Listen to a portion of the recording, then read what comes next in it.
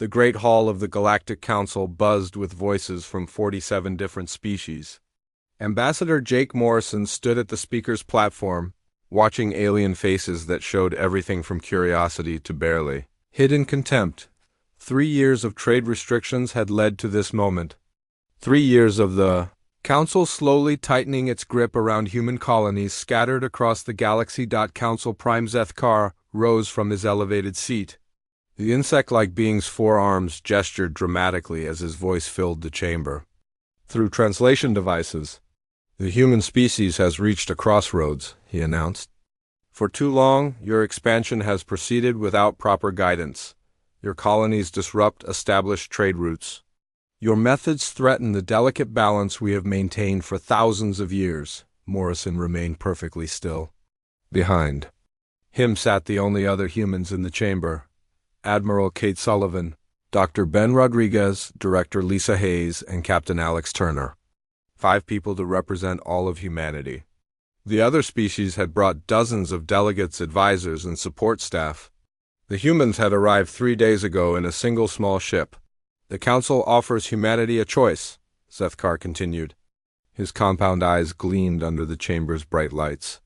Accept protective oversight of your expansion efforts or face complete economic isolation from galactic civilization. These terms are final and non-negotiable. A crystalline being called Threshmer added his voice to the proceedings. The Veltar representative's words came through his translation device in perfectly measured tones. Your species lacks the experience and wisdom needed for independent expansion. We have watched civilizations rise and fall for millennia. The Council exists to prevent such tragedies through careful guidance and protection. The Kreshtai delegate, her blue scales shifting color with emotion, stood next. Human colonial methods show no respect for existing ecosystems. Your terraforming techniques destroy delicate environments that took millions of years to develop. Under Council oversight, such damage can be prevented. Morrison listened to each speaker without reaction. His weathered face showed no emotion as alien after alien explained why humanity needed their protection. The accusations were familiar. Human colonies grew too fast. Human traders were too aggressive. Human explorers went to places other species considered too dangerous or too remote. Furthermore, added the Rajalian trade minister, human economic practices disrupt established market systems. Your people refuse to accept standard pricing agreements. Your merchants often ignore proper trade protocols. Such behavior cannot continue without consequences. The session continued for hours. Each council member took time to explain humanity's failures and shortcomings. They spoke of wisdom earned over thousands of years. They described the benefits of accepting guidance from more advanced civilizations. They painted pictures of economic disaster and social collapse that would follow human stubbornness. Through it all, Morrison and his small team remained silent. They took no notes, they asked no questions. They made no objections to even the most inflammatory accusations. When the formal presentations finally ended, Zethkar called for humanity's response. Morrison stepped forward to the communication array. The device would broadcast his words to every major population center in the galaxy. Billions of beings across dozens of star systems would hear whatever he chose to say. The chamber fell completely silent as every translator focused on the human ambassador. The United Earth government has heard your terms, Morrison said simply. His voice carried clearly through the translation systems. Each word was measured and calm. We respectfully decline. The silence stretched for nearly a full minute. Then the chamber erupted in confused chatter. Delegates turned to each other with expressions of disbelief. Translation devices struggled to keep up with the sudden flood of alien languages. Zethkar's mandibles clicked rapidly as he tried to restore order. Ambassador Morrison, his voice carried a threatening undertone. Perhaps you misunderstand the gravity of your situation. Without council trade agreements, your colonies will fail. Your expansion will stop. Your people will suffer greatly. Morrison nodded slowly. We understand perfectly. He gathered the single folder of documents he had brought and turned toward the chamber's exit. The other human representatives stood and followed without a word. "Where are you going?" The Kreshtai delegate's voice rose to a near shriek. Her scales had turned bright red with agitation. "The session is not concluded. You must negotiate terms. You must file appeals. You must present counteroffers." Morrison paused at the chamber's entrance. He looked back at the assembled delegates. With calm eyes, "No," he said quietly, "we're done here." The human delegation walked out of the chamber without looking back. They left behind their seats at the council table. They left behind trade agreements worth billions of credits. They left behind cultural exchange programs that had operated for decades. They left behind diplomatic protocols that other species considered sacred. Council members spent the rest of the day in heated debate. Most believed humanity's response was a negotiating tactic, a temporary show of defiance designed to extract better terms. They expected human representatives to return within days, properly humbled and ready to accept whatever conditions the council offered. The Altarian commercial attach was particularly confident. "Humans are an emotional species," he explained to his colleagues.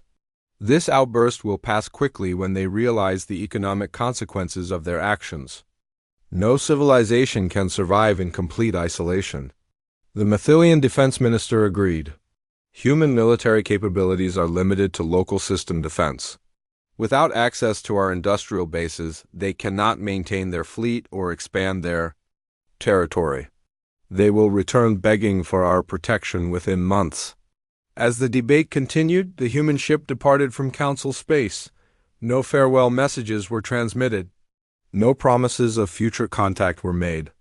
The vessel simply vanished into hyperspace, carrying the 5 human representatives back toward Earth. Within hours, every human embassy across the galaxy began shutting down. Diplomatic staff packed their belongings and departed without explanation. Trade stations serving human colonies went dark. Communication channels that had carried routine diplomatic traffic for decades transmitted only static. The Wanderer merchant Captain HFY watched the human embassy on Freeport Station close its doors for the final time. "Strange people," she muttered to her first mate. "They always seemed so eager to talk before. Now they say nothing at all." Her first mate, a young Zalonian, shook his head in confusion.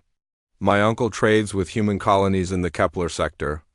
He says they've stopped responding to all communication attempts. Not hostile responses, no responses at all." As news of humanity's complete withdrawal spread through galactic civilization, most beings assumed it was temporary. A political statement that would end when reality set in. After all, no species had ever chosen complete isolation over council membership. The benefits were too obvious and the costs of independence too severe. They would discover just how wrong they were. 6 months passed after the humans walked out of the council chambers.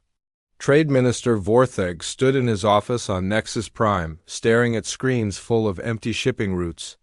The Regelian merchant had built his fortune connecting human agricultural worlds with manufacturing centers across the galaxy. Now those trade lanes sat completely empty.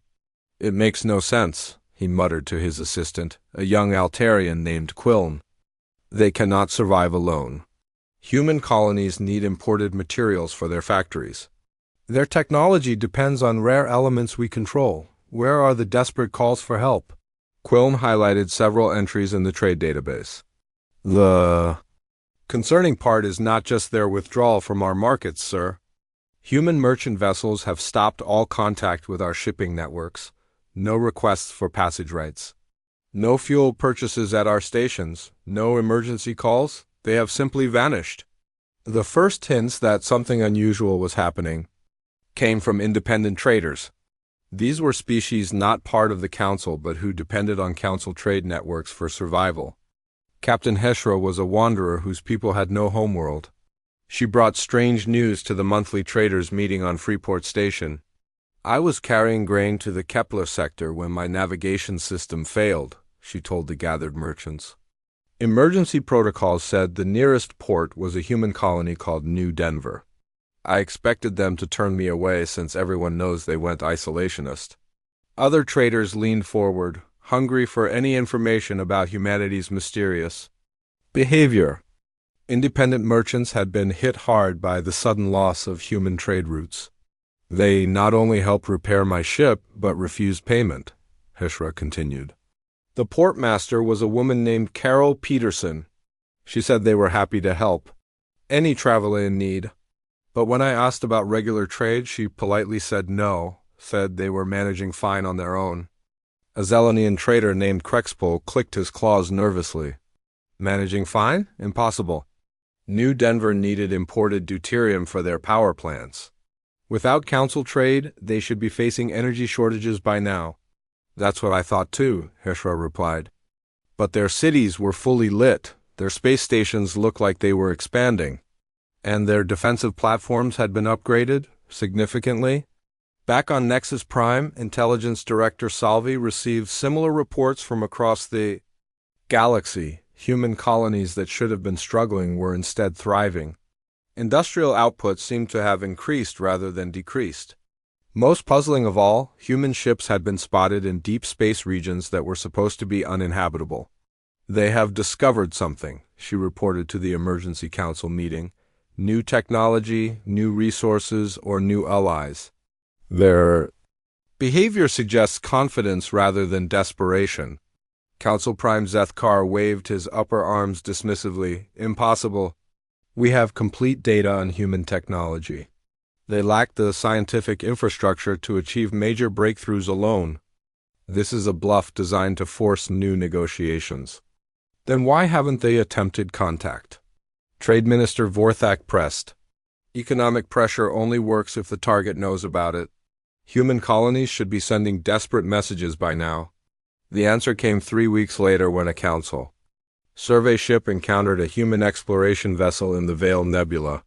Captain Jektar, a cautious Methalian, hailed the human ship using standard protocols. Council vessel, this is UES Discovery, came the calm response. We acknowledge your presence in this system.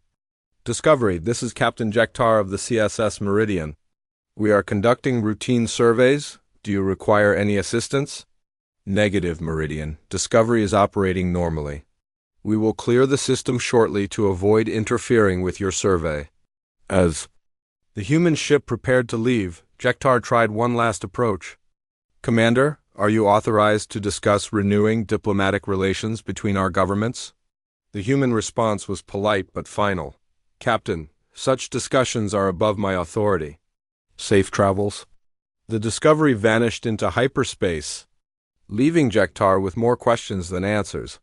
The ship had been a design he didn't recognize. Sleeker than previous human vessels, with energy readings that suggested major technological advances.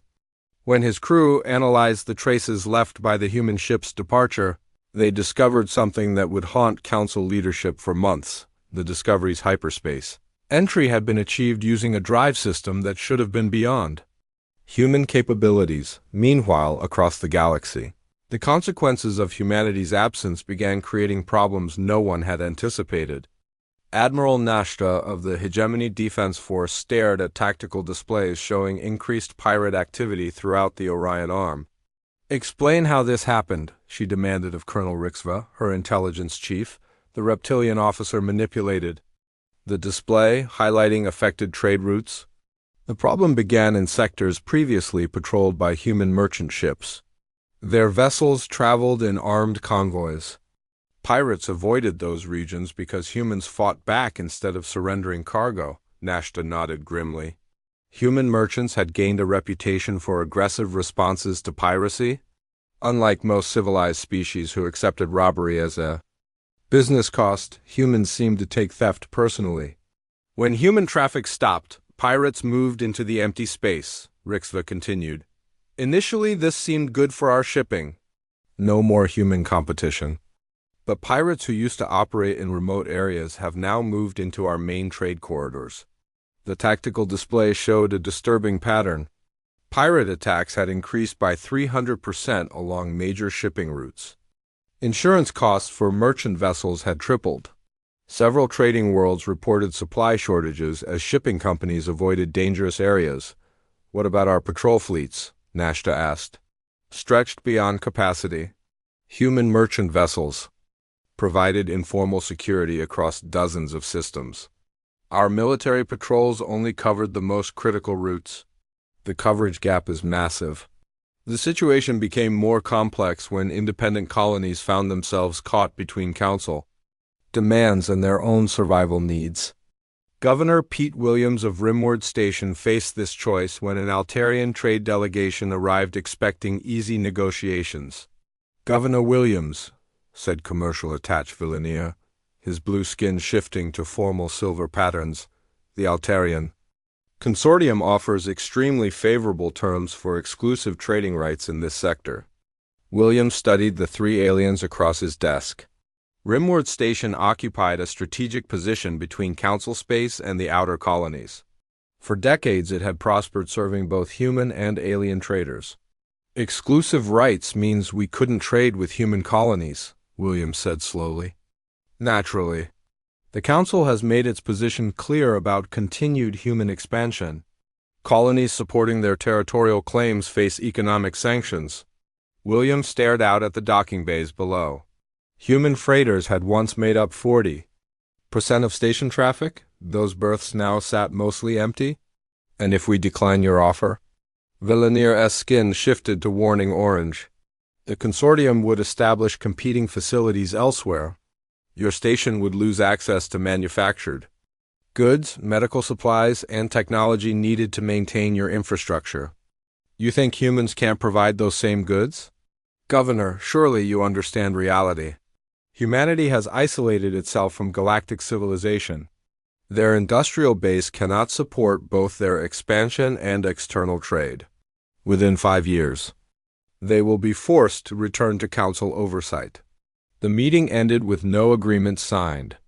Villanere left confident that economic necessity would force Rimward Station to accept Altarian terms within months. He didn't know that Governor Williams had already received a coded message from Captain Ryan Ford of the freight hauler Mississippi. The message was brief: "New arrangements coming soon. Stay independent if possible. Trust us." Williams had known Ford for 15 years, since the captain helped evacuate civilians during a disaster at Kepler Colony. If Ford said help was coming, Williams believed him. The question was whether Rimward Station could survive long enough to see what humanity planned. Similar conversations happened throughout frontier regions. Human silence had created a vacuum. The Council members rushed to fill through economic pressure rather than genuine partnership. Independent colonies had to choose between Council oversight or economic isolation, but something else was happening in deep space beyond Council monitoring. Long-range sensors occasionally detected human ships on impossible routes through uncharted space or hostile territory. When Council vessels investigated, they found no human presence, only strange energy signatures from unknown propulsion systems. Dr. Miranda Cole, the Council's chief technology analyst, submitted a classified report that kept leadership awake. At night, her analysis of energy traces from human vessels suggested breakthrough advances in at least 3 critical areas: faster-than-light travel, power generation, and material science. "The implications are significant," she wrote. "If humanity has achieved technological independence from Council resources, their withdrawal may not be desperation. It may be a calculated strategy with a specific objective. We must ask ourselves, what do they want, and how far will they go to get it?" The answer would come sooner than anyone expected. 1 year after humanity's departure from the Galactic Council, the effects of their absence spread through space like ripples in a pond. What started as a simple trade problem had become something much bigger and more dangerous. The carefully balanced systems that kept galactic civilization running smoothly were beginning to fall apart. Captain Rickstall of the merchant vessel Golden Current stared at his cargo manifest with growing frustration. The Veltar trader had made the same route between the core worlds and the rim territories for 20 years. Now that route had become a nightmare of delays, attacks, and empty ports. Another distress call from the Meridian Freight Lines, his communications officer reported. Pirates hit their convoy near the Kappa Station junction. 3 ships lost, cargo scattered across 2 systems. Rickstall's crystalline body flickered with anger. That's the fifth attack this month in that sector? Where are the patrol ships? Hegemony. Defense forces are stretched thin. They say they can't cover all the routes that human merchants used to secure. The pirate problem had grown beyond anyone's worst predictions. For decades, human merchant vessels had traveled in heavily armed convoys through dangerous space. Pirates had learned to avoid sectors where humans operated because fighting them was rarely profitable. Human traders didn't just surrender their cargo and file insurance claims like civilized species. They fought back with a viciousness that made robbery attempts extremely costly. Now those same pirates had moved into the main shipping lanes. What had once been nuisance raids in remote areas became organized attacks on major trade routes. The economic damage was spreading faster than anyone could calculate. Governor Linda Barnes of Frontier Station 7 watched the news reports with mounting alarm. Her small outpost served as a refueling stop for ships traveling between Council, Space, and the independent colonies. Over the past 6 months, traffic had dropped by 60%. It's not just the pirates, she explained to her security chief, Commander Paul Martinez. The entire shipping network is reorganizing. Trade. Routes that worked for generations are breaking down. Martinez nodded grimly. The insurance companies are demanding military escorts for any ship traveling through former human patrol zones. That's added weeks to delivery times and tripled transportation costs. Worse than that, Barnes replied, some colonies are starting to go without supplies rather than pay the new rates. We've had 3 medical emergencies this month because outer settlements couldn't afford to import critical medications. The situation was becoming desperate for independent worlds caught between council politics and economic reality. Many had depended on human trade to supplement what they could buy from council members. Now they faced impossible choices between accepting council oversight or watching their economies collapse. The hegemony Council met in emergency session to address the growing crisis. Defense Minister Krathel presented statistics that painted a grim picture of galactic security. Pirate activity has increased 400% in the past year, he reported to the assembled delegates. Our patrol fleets are operating at maximum capacity but cannot cover the security gap left by human withdrawal. We need additional resources or we need to abandon large sections of space to lawlessness. Trade Representative Sildar added her own concerns. The economic disruption extends far beyond simple piracy. Human colonies were major consumers of manufactured goods and suppliers of raw materials. Their absence has created shortages in some markets and surpluses in others. Entire industries are struggling to adapt. Council Prime Zeth Kar listened to the reports with growing unease. The insectoid leader had assumed that humanity's isolation would weaken them while strengthening council control over galactic affairs. Instead, the opposite seemed to be happening. What about diplomatic contact? He asked. Surely the humans are experiencing similar difficulties. They must be ready to negotiate new agreements. Intelligence Director Salvi shook her head. All attempts at communication have been politely declined. Human representatives state that they are not authorized to discuss diplomatic matters and refer all inquiries to Earth government. Earth government has not responded to any messages. The mystery deepened when long-range sensors began detecting unusual activity in previously unexplored regions of space. Captain Jolrick of the Deep Space Survey vessel Pathfinder reported finding artificial structures in systems that should have been uninhabitable. The energy signatures are definitely artificial, he told his superiors via quantum communication. But the technology is unlike anything in our databases. The structures appear to be mining operations, but they're extracting materials from gas giants and asteroid fields in ways we've never seen before.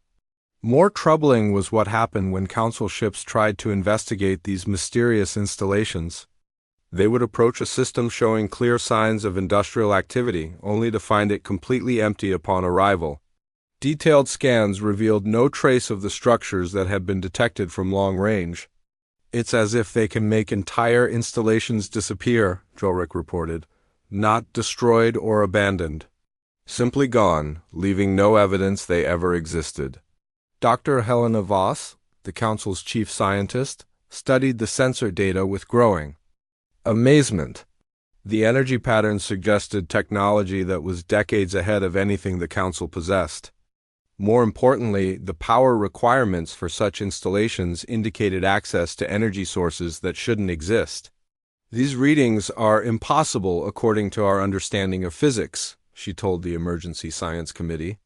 "The power output alone would require fusion reactors the size of small moons. Yet the installations we're detecting are relatively compact.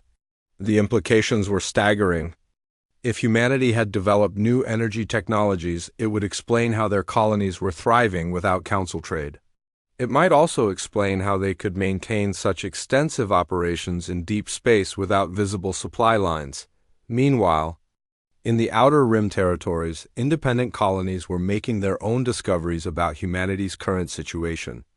Captain Rick Chun of the freighter Stellar Wind had been carrying medical supplies to a plague-stricken colony when his ship's reactor failed. The nearest inhabited system was New Colorado, a human agricultural world that had been established just 5 years earlier. Chun expected to find a struggling frontier settlement. Instead, he discovered a thriving community with industrial capabilities that seemed impossible for such a young colony. "Our reactor is completely dead," Chun explained to Portmaster Angela Davis. "We need replacement components that probably don't exist on a farming world." Davis smiled in a way that made Chun nervous. "Let our technicians take a look. We might be able to help." 6 hours later, Chun's reactor was not only repaired but upgraded with components he didn't recognize. The new parts generated 20% more power while running cooler and quieter than the original equipment. "How is this possible?" he asked Davis. "These components are more advanced than anything available from Council manufacturers. We've learned to make do with what we have," Davis replied vaguely. "Human ingenuity and all that." When Chun tried to pay for the repairs, Davis refused all compensation. "Helping travelers in distress is a human tradition," she said. "Consider it our gift to promote good relations between species." Chun departed New Colorado with more questions than answers. His ship's new reactor performed better than factory specifications. The components were clearly superior to anything the Council produced. Most puzzling of all, a farming colony had manufactured advanced technology as easily as they might repair a broken plow. Similar reports began filtering in from across the galaxy. Human colonies that should have been struggling were instead expanding. Independent traders reported that human settlements were not only self-sufficient, but were offering assistance to anyone who needed help. The pattern was consistent and completely contrary to Council expectations. Intelligence analysts struggled to understand what they were seeing. Human colonies were thriving without Council trade. Human technology appeared to have advanced beyond Council capabilities. Human industrial capacity seemed to exceed anything their previous assessments had suggested. "They were hiding their true capabilities," concluded Intelligence Director Salvi in her classified report. "For decades, humanity allowed us to believe they were dependent on Council resources and guidance. In reality, they were using that time to develop independent infrastructure and indigenous technologies." The realization was both humbling and terrifying. If humanity had been deliberately concealing their advancement, what else were they hiding? What were their true intentions? And most importantly, what did they plan to do with capabilities that apparently exceeded Council understanding? The answer would come sooner than anyone expected, in a way that would shake the foundations of galactic civilization. 18 months after humanity's withdrawal from galactic society, the first real proof of their activities came from the most unexpected source possible. The discovery happened not through spying or diplomatic channels, but through a simple distress call that would change everything the Council thought they knew about their former members. The merchant vessel Golden Venture had been carrying rare minerals from the Centauri mining worlds when their hyperdrive failed completely. Captain Jorik, a veteran Zalonian trader, watched his ship's systems die one by one as they drifted helplessly in an unmapped star system. "Life support will fail in 48 hours, reported his navigator, a young Altarian named Keshri. "Emergency. Protocols show the nearest inhabited system is 7 light-years away. We cannot reach help before our air runs out. Jorik stared at the tactical display, calculating their rapidly shrinking options. The Golden Venture carried supplies for 2 days at most. Even if they shut down all non-essential systems, they had perhaps 3 days before the recycling systems failed entirely. "Sir," Keshri called out suddenly, "I'm detecting an artificial signal from the 4th planet. It appears to be a navigation beacon." The beacon identified itself as Henderson Station, a human facility offering emergency assistance to any vessel in distress. Jorik hesitated only briefly before setting course for the planet. Whatever his personal feelings about humanity's recent behavior, his crew's survival was more important than politics. Henderson Station turned out to be far more than the simple refueling depot Jorik had expected. As the Golden Venture approached the planet, their sensors revealed a massive industrial complex with orbital manufacturing platforms, defensive installations, and busy traffic patterns of ships moving between surface and space facilities. Station. Commander Ellen Brooks greeted them with professional courtesy and immediate help. Within hours, human technicians had not only repaired the Golden Venture's hyperdrive, but upgraded several aging systems without being asked. "The repairs are complete?" "Captain Jorik," Commander Brooks reported as she showed the aliens through their temporary quarters. "Your hyperdrive is now operating at 112% of original specifications. Our engineers installed improved power couplings and updated your navigation computer." Jorik's mandibles clicked nervously. "Commander, we appreciate your help, but we must discuss payment. Our cargo has significant value, but we cannot afford major system upgrades." Brooks smiled, an expression that still made many alien species uncomfortable. "Captain, there is no charge for emergency assistance. Helping people in distress is a human tradition." As they prepared to leave, Jorik could not contain his curiosity. "Commander, if I may ask, how is this possible? Council intelligence suggests human colonies should be struggling without access to our trade networks." Brooks looked thoughtful. "Captain, may I ask you a personal question? In your years of trading throughout the galaxy, how many species have you encountered that achieved spaceflight independently?" "Most civilized species developed space travel through contact with existing galactic civilizations," Jorik replied slowly. "The standard progression involves technological exchange and gradual advancement under Council guidance." "Exactly. But humans developed everything from fire to fusion reactors without outside help. We built our first starships using materials mined from our own solar system.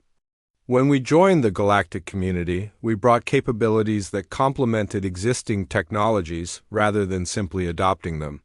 Brooks gestured toward the viewports showing the busy orbital facilities. "What the Council offered was convenience, not necessity. When that arrangement became incompatible with our interests, we simply returned to doing what humans have always done, figuring things out ourselves." The Golden Venture departed Henderson Station with more than just repaired systems. Hidden in their sensor logs was detailed information about human technological capabilities that would revolutionize Council understanding of their former allies. The data revealed human colonies scattered throughout regions previously thought uninhabitable, industrial facilities that operated without imported materials, defensive systems based on technological principles the Council had never encountered. Most disturbing of all, the readings suggested Henderson Station was not unique but one node in a vast network of human facilities spread across uncharted space. When Jorik's report reached Council headquarters, it triggered emergency meetings and frantic intelligence reviews.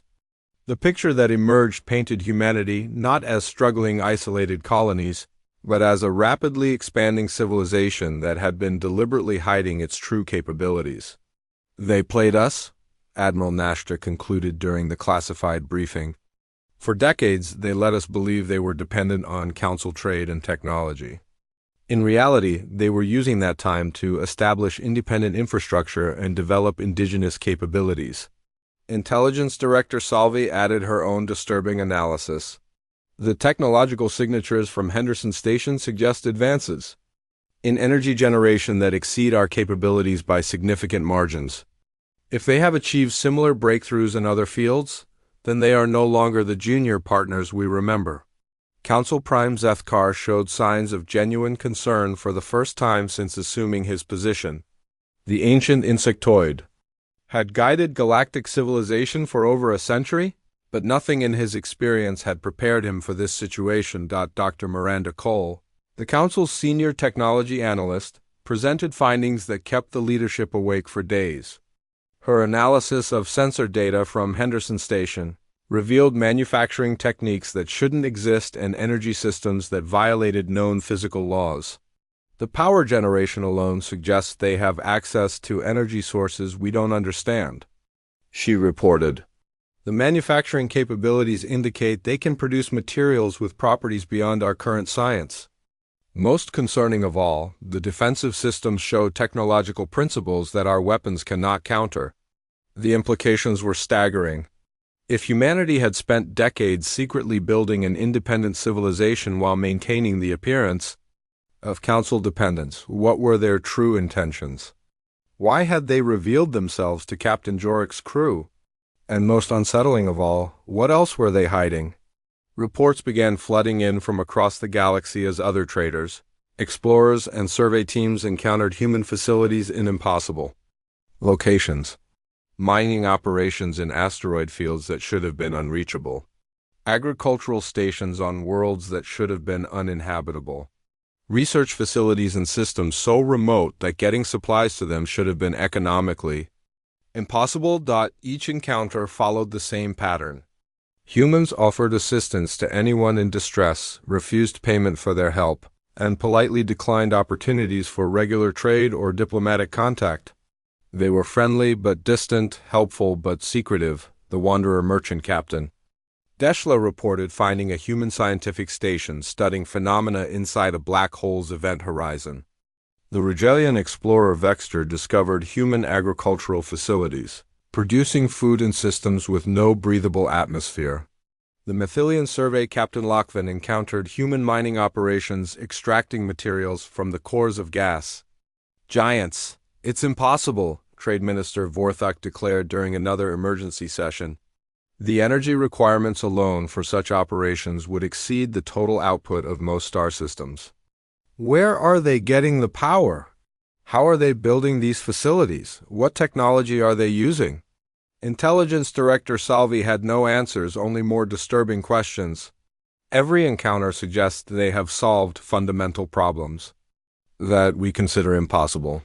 Faster-than-light communication across galactic distances, manufacturing in hard vacuum without atmospheric processing, energy extraction from sources we can't even detect. The mystery deepened when long-range sensors detected massive construction projects in the void between galaxies. Structures so large they could be seen from thousands of light-years away, yet so advanced that their purpose remained completely unknown. "They're building something," Admiral Nashta reported to the Emergency Defense Committee. "Something bigger than anything in galactic history. Something that requires technologies we don't possess and resources we can't identify." The answer to all these questions would come in the form of a simple message broadcast, simultaneously to every major population center in Council space. The transmission lasted exactly 30 seconds and consisted of a single human face speaking words that would haunt the galaxy for years to come. President Jack Morrison appeared on screens across dozens of star systems. His expression was calm and confident as he delivered humanity's first official communication since their departure from the Council. "To the species and governments of the Galactic Council," Morrison said, "humanity wishes to inform you that we are withdrawing our territorial claims from all systems currently designated as disputed or jointly administered. Effective immediately, human colonies will relocate beyond the boundaries of Council space. We thank you for your past cooperation and wish you well in your future endeavors." The message ended without explanation, leaving billions of beings across the galaxy wondering what humanity meant by relocating beyond the boundaries of Council space. The answer: 2.5 years after humanity's silent departure from the Galactic Council, The true scope of their activities became undeniably clear through events that would reshape galactic civilization forever. The revelation came not through gradual discovery, but as a sudden, overwhelming demonstration of capabilities that left the entire council reeling with shock and fear. The crisis began in the Kepler sector, where the warlike Draken Imperium had been conducting what they called territorial expansion operations against several independent colonies. The Draken were reptilian warriors who respected only strength and routinely ignored galactic law when it conflicted with their expansion goals. Colony leader Amy Foster of New Harmony watched the approaching Draken fleet with grim determination. Her small agricultural world housed barely 50,000 civilians and possessed minimal defensive capabilities. The colonists had requested council protection months earlier, but bureaucratic delays and jurisdictional disputes had left them completely vulnerable. Draken warships are demanding immediate surrender, reported Communications Officer Sam Chun from the colony's modest command center. They're giving us 6 hours to evacuate before they begin bombardment. Foster stared at the tactical display, showing 12 heavy cruisers and numerous support vessels approaching her defenseless world. The colony's single defensive satellite would last perhaps minutes against such overwhelming force. "Send one final message to the council," she ordered. Quietly, "Tell them New Harmony remembers their promises of protection." As the deadline approached, Foster prepared to order evacuation of her colony's major population centers. The Draken had a reputation for destructive efficiency. Any resistance would result in complete obliteration rather than simple occupation. The attack began precisely on schedule. Draken vessels moved into bombardment formation and began charging their primary weapon systems. Foster watched helplessly as death approached her world with methodical precision. The first sign that something had changed came from the Draken fleet commander himself. Admiral Scartha, a veteran of dozens of conquest campaigns, suddenly found his tactical displays filling with contact signatures that had not existed moments before. "Report!" he snarled at his sensor operator. "Admiral, I am detecting massive energy signatures throughout the system. Multiple vessels decloaking at various positions. Configuration unknown, but they are human designs, sir." What materialized around the Draken fleet defied everything the galaxy thought it knew about human capabilities. 12 massive vessels, each larger than anything humanity had previously constructed, took positions that effectively surrounded the Imperium forces. Their weapon signatures alone suggested firepower levels that exceeded most Council battle groups. The lead human vessel. Open communications on all frequencies. Draken Fleet. This is Admiral Steve Parker of the United Earth Navy. You are conducting hostile operations against a civilian population in violation of galactic law. Withdraw immediately or face the consequences. Admiral Scartha had built his reputation on never backing down from any opponent. The Draken military philosophy recognized only two outcomes in any confrontation: victory or death. Surrender was literally inconceivable to his species. "Human vessels," he replied with typical Draken directness, "you are interfering with legitimate military operations. Withdraw or be destroyed." What happened next would be analyzed by military strategists for decades. The human fleet did not open fire with conventional weapons.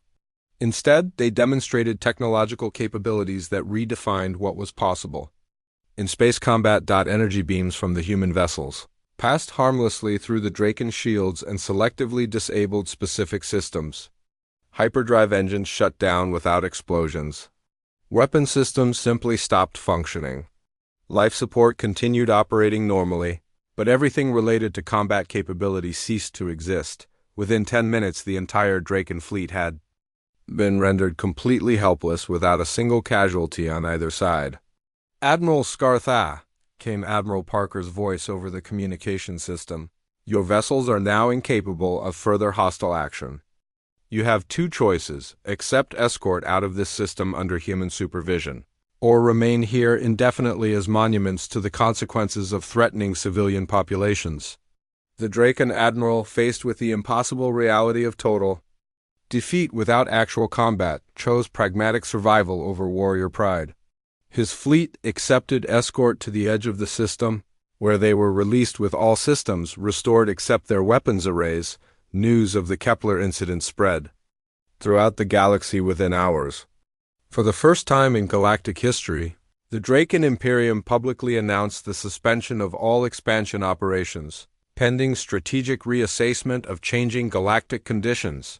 The Council's emergency session that followed lasted 18 hours and accomplished nothing except confirming their complete ignorance of humanity's true capabilities.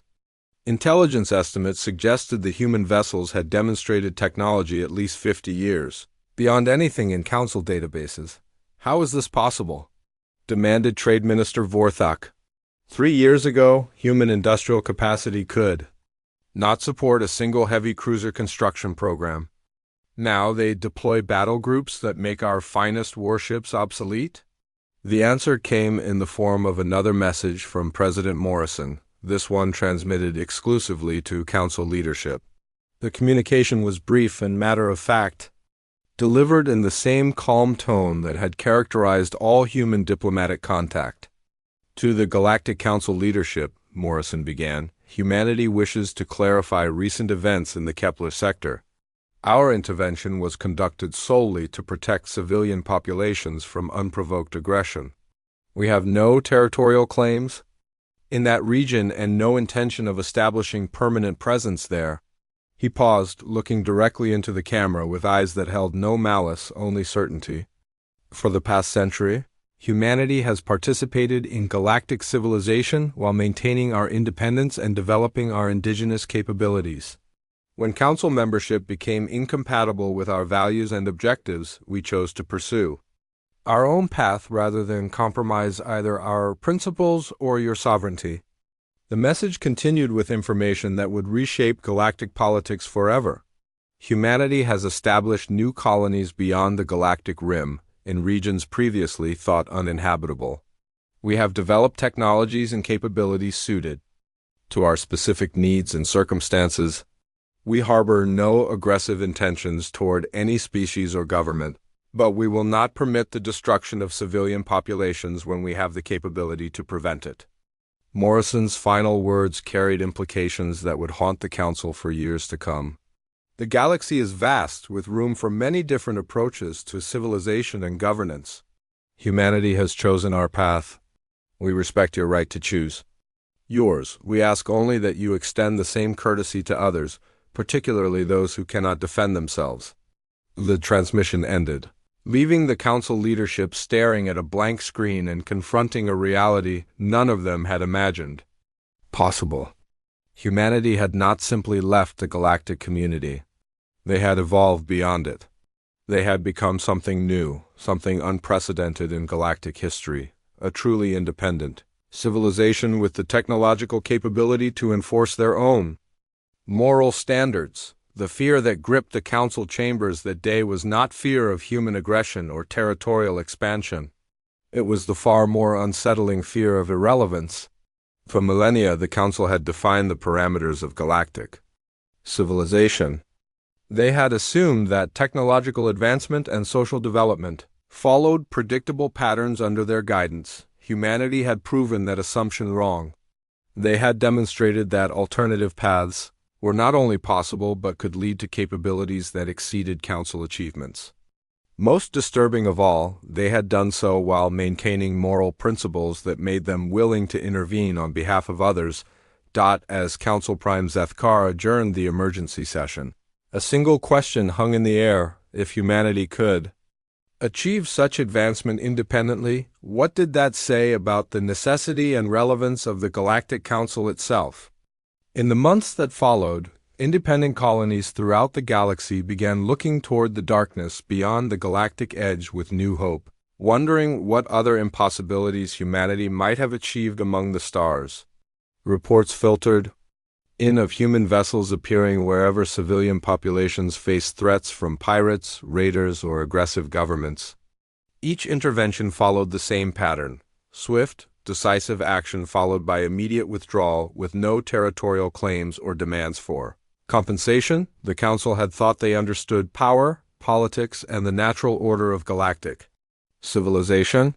Humanity had walked away without speaking, and in their silence they had taught the galaxy a lesson about the true nature of strength. Fear, as the council was learning, was not always about what someone might do to you.